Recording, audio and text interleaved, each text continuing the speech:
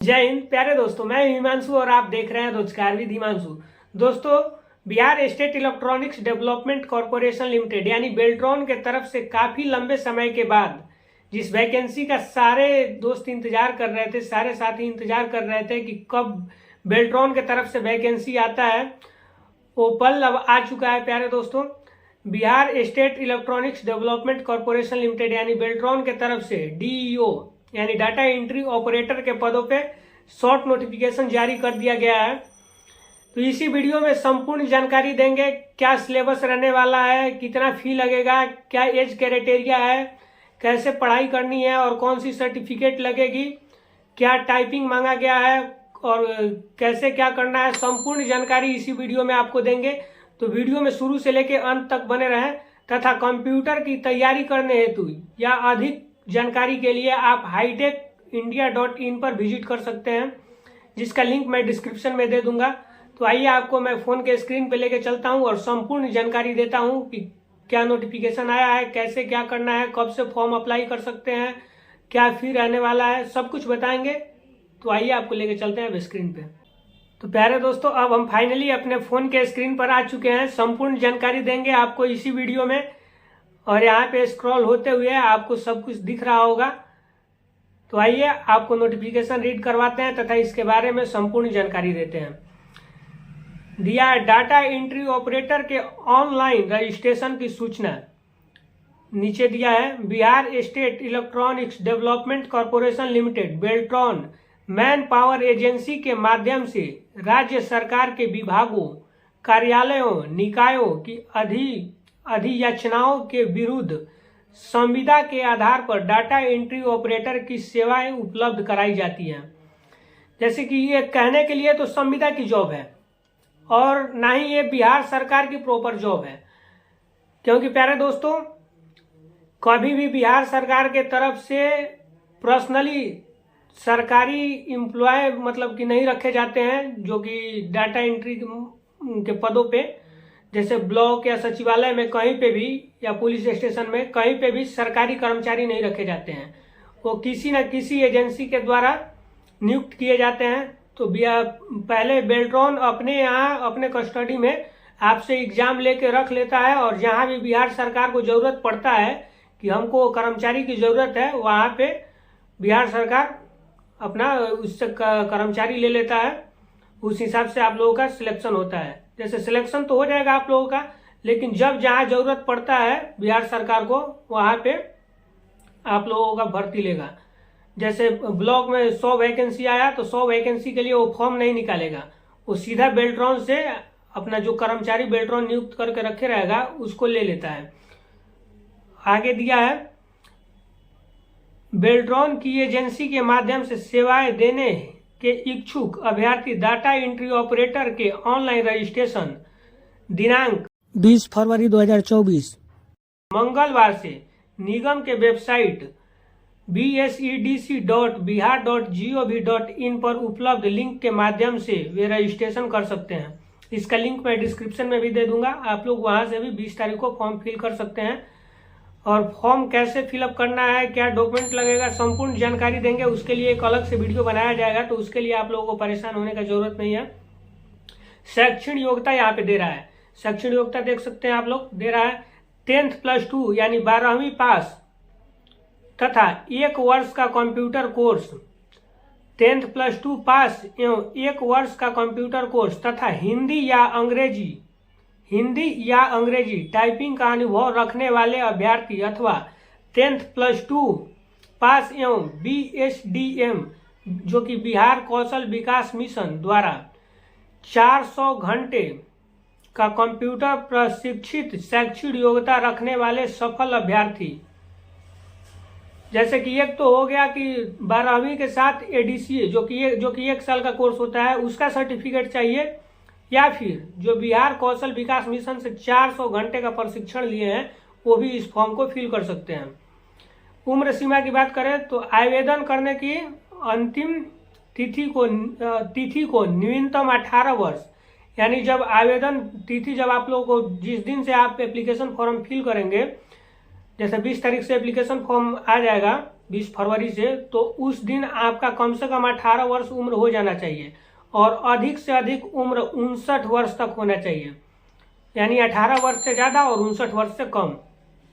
परीक्षा शुल्क की बात करें तो केवल बिहार राज्य के अनुसूचित जनजाति के लिए 250 रुपये यानी 250 रुपये चार्ज किए जाएंगे, जो कि बिहार, अगला स्टेप है, बिहार की अस्थायी निवासी सभी आरक्षित तथा अनारक्षित वर्ग की महिलाएं, जो भी आरक्षित तथा अनारक्षित वर्ग की महिलाएं हैं उनका भी 250 रुपये चार्ज रखा गया है। थर्ड नंबर में दिया है दिव्यांग, जो कि 40% दिव्यांग है या उससे अधिक है, उनको भी 250 रुपये पे करना होगा। उसके बाद 4 नंबर पे दिया है सामान्य आरक्षण कोटि एवं अन्य सभी उम्मीदवारों के लिए 1000 रुपये चार्ज किया जाएगा। जैसे कि जो समान कोटि के हैं आरक्षण वाले, जैसे बीसी हो गए, ओबीसी हो गए या फिर जनरल वाले हो गए, उनको 1000 रुपये पे करना होगा फॉर्म को फिल करने के लिए। नीचे दिया है फॉर्म फिल करते समय बैंक निर्धारित चार्ज लेता है, 10, 20, 50 जो भी है वो बैंक का निर्धारित चार्ज रहता है, वो अलग से इंक्लूड होगा, जो कि जैसे 250 प्लस बैंक चार्ज या 1000 प्लस बैंक चार्ज। 4 नंबर पे दिया है date of publication of notice for registration 20 फरवरी 2024, यानी 20 फरवरी 2024 से रजिस्ट्रेशन करने का नोटिस जारी किया जाएगा और रजिस्ट्रेशन स्टार्ट करने का डेट भी 20 फरवरी 2024 रहने वाला है, क्योंकि एप्लीकेशन फॉर्म सबमिट करने की आखिरी तिथि 15 मार्च 2024 रखी गई है। नेक्स्ट स्टेप देखेंगे, परीक्षा का syllabus national institute of open schooling NIOS के डाटा एंट्री ऑपरेटर के सिलेबस कोड संख्या 336 के सामान्य होगा। सिलेबस निगम के वेबसाइट bsedc.bihar.gov.in पर उपलब्ध है। तो बस इतना जान लीजिए आप लोग कि सिलेबस कुछ खास नहीं रहता है, सिलेबस बस कंप्यूटर बेसिस क्वेश्चन रहते हैं, इसमें अदर कोई भी क्वेश्चन नहीं रहेगा। तो आप लोग का जो भी क्वेश्चन देगा वो कंप्यूटर बेसिस ही रहेगा। तथा सिलेबस की अधिक जानकारी के लिए मैं लिंक दे दूंगा, आप वहां पे भी विजिट करके सिलेबस देख सकते हैं। तथा कंप्यूटर की अधिक जानकारी हेतु आप hitechindia.in पर भी विजिट कर सकते हैं, वहां पे कंप्यूटर की संपूर्ण जानकारी आप लोगों को दी जाएगी, तो आप लोग वहां पे भी विजिट कर लीजिएगा एक बार। लास्ट स्टेप हम लोग का जो अभी देख रहे थे, उसके बाद हम लोग का स्टेप है कंप्यूटर आधारित MCQ यानी मल्टीपल चॉइस क्वेश्चन, जो कि ऑब्जेक्टिव क्वेश्चन होता है। मल्टीपल चॉइस क्वेश्चन रहेगा जिसमें 4 ऑप्शन दिए जाएंगे, उसमें एक ऑप्शन सही रहेगा। परीक्षा 1 घंटे की होगी, जिसमें 60 वस्तुनिष्ठ MCQs प्रश्न पूछे जाएंगे, यानी 60 क्वेश्चन होंगे जो 60 नंबर के होंगे। वैसे 60 क्वेश्चन आपसे पूछे जाएंगे, जो जिसका समय 1 घंटा दिया जाएगा। परीक्षा में उत्तीर्ण होने के लिए कम से कम 50% मार्क्स लाना आवश्यक होगा, यानी 50% मार्क्स लाइएगा तभी आपका सिलेक्शन होगा। उसके बाद दिया है MCQ परीक्षा में निगेटिव मार्किंग की प्रावधान नहीं रहेगी। तो यह एक प्लस पॉइंट हो जाता है कि निगेटिव मार्किंग इसमें नहीं है, तो ध्यान पूर्वक देना है। 50% लाना कोई बड़ी बात नहीं है प्यारे दोस्तों। तो उसके बाद दिया है MCQ परीक्षा के पश्चात उसी दिन कुछ अंतराल के बाद टाइपिंग की दक्षता परीक्षा आयोजित की जाएगी, यानी जिस दिन आपका परीक्षा होगा उसी दिन आपका टाइपिंग का भी प्रावधान रखा गया है। उसी दिन आपका टाइपिंग टेस्ट भी होगा कुछ समय के बाद, यानी जैसे आधा घंटा या घंटा बीच देके आपका परीक्षा ले लेंगे। उसके बाद हिंदी एवं अंग्रेजी दोनों के टाइपिंग की दक्षता परीक्षा कंप्यूटर पर ली जाएगी। कंप्यूटर पे दोनों का टाइपिंग टेस्ट लिया जाएगा। जैसे कि कोई पैराग्राफ देख के लिखने को नहीं मिलेगा, देख के टाइप करने को नहीं मिलेगा, कंप्यूटर पे ही आएगा और उसी को देख के आपको करना है। प्रत्येक टाइपिंग परीक्षा टेस्ट के बीच उचित अंतराल होगा, यानी हिंदी के लिए हिंदी का टाइपिंग हो गया तो उसके बाद थोड़ा समय दिया जाएगा आराम करने के लिए, उसके बाद फिर इंग्लिश का होगा। उसके बाद दिया है रेमिगेंटल गेल, यानी पहले दिया है हिंदी टाइपिंग टेस्ट मंगल फॉन्ट, यानी कृति देव पर ये नहीं होने वाला है, ये मंगल फॉन्ट पे होगा। तथा रेमिगेंटल गेल कीबोर्ड होता है, रेमिगेंटल गेल कीबोर्ड होता है, रेमिगटन गेल होता है एक कीबोर्ड, उस पर आपका टाइपिंग टेस्ट लिया जाएगा। दक्षता का स्तर अंग्रेजी में न्यूनतम यानी कम से कम इंग्लिश में 30 वर्ड पर मिनट करेक्ट होना चाहिए तथा हिंदी में न्यूनतम यानी कम से कम 25 वर्ड पर मिनट करेक्ट होना चाहिए, तभी आपका सिलेक्शन होगा। निर्धारित दक्षता स्तर पर महिलाओं, अनुसूचित जाति एवं जनजाति अभ्यर्थियों को प्रत्येक स्तर के मूल्यांकन में 10% तथा दिव्यांग अभ्यर्थियों को समक्ष पदाधिकारी द्वारा प्रदत्त न्यूनतम 40% दिव्यांगत का प्रमाण पत्र को 15% की अधिमान्यता दी जाएगी, यानी 15% की छूट दी जाएगी। जो दिव्यांग है और जिनके पास सर्टिफिकेट है दिव्यांगता की, उनको 15% की छूट दी जाएगी। जो मेरिट बनेगा उसमें 15% कम करके इनको ले लिया जाएगा। और जो 10% है महिला वर्ग जो है SC ST की, उनको 10% की छूट दी जाएगी। तो 10% कम भी मार्क्स रहेगा, जैसे 40% भी मार्क्स रहेगा तो उनका सिलेक्शन हो जाएगा। सेवा प्रदाता एजेंसी रजिस्टर्ड तथा गुणवत्ता परीक्षित अभ्यर्थी का पैनल संधारित करेगा।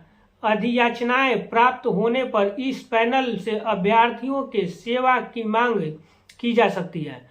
सेवा देने हेतु इन अभ्यर्थियों को एजेंसीज के परस्पर स्वीकार्य एग्रीमेंट करना होगा, यानी एक एग्रीमेंट होगा कि हम इस बेल्ट्रॉन में, मतलब जैसे जब आपका पहले तो आपका सिलेक्शन हो जाएगा और जब आपका ज्वाइनिंग दिया जाएगा तब एग्रीमेंट कराया जाएगा कि हाँ मैं इस पे सेवा मतलब देना चाहता हूँ, उसके लिए एक एग्रीमेंट होगा। तो सारे नौकरी में होता है एग्रीमेंट, उसके लिए कोई बड़ी बात नहीं है, दे रहा है। उसके बाद स्टेप दिया है, हिंदी टाइपिंग परीक्षा के प्रांतांक के अनुक्रम में मेधा सूची आधारित पैनल बनाई जाएगी तथा विभागों, कार्यालयों, निकायों से प्राप्त अधियाचनाएं के विरुद्ध पैनल से प्रतिनियुक्त में 100 पॉइंट आरक्षण रोस्टर के अनुसार आरक्षण का लाभ दिया जाएगा। उसके बाद दिया है, ऑनलाइन आवेदन फार्म के अनुसार आवेदकों द्वारा निर्देशानुसार फार्म भरे जाएंगे एवं कागजात प्रमाण पत्र अपलोड करना होगा। यानी कि जब ऑनलाइन फॉर्म फिल किया जाएगा तो उस समय इसका प्रमाण पत्र, जैसे टाइपिंग का सर्टिफिकेट हो गया, ADCA का सर्टिफिकेट हो गया, अलग से टाइपिंग का तो नहीं होता है सर्टिफिकेट इसमें अपलोड करने को, लेकिन अगर अलग से भी मांगता है तो अलग से आप लोग टाइपिंग जहाँ पे करते होंगे वहाँ से सर्टिफिकेट बनवा लीजिएगा। और आपका ADCA का सर्टिफिकेट, उसके बाद 12वीं का मार्कशीट, 10वीं का मार्कशीट, ये सब कुछ अपलोड करना होगा। और जाति का लाभ उठाने के लिए आपको OBC से है तो आपको NCL वगैरह सब कुछ बनवाना होगा। SC ST से है तो उसका भी सर्टिफिकेट आप लोगों को जो बनता है जाति का सर्टिफिकेट वो बनवाना होगा। और बिहार के अस्थायी निवासी हैं तो आपका निवास भी लग सकता है, निवास प्रमाण पत्र। उसके बाद दिया है, समय समय पर इस संबंध में निगम के वेबसाइट bsedc.bihar.gov.in पर सूचनाएं प्रकाशित की जा सकती हैं।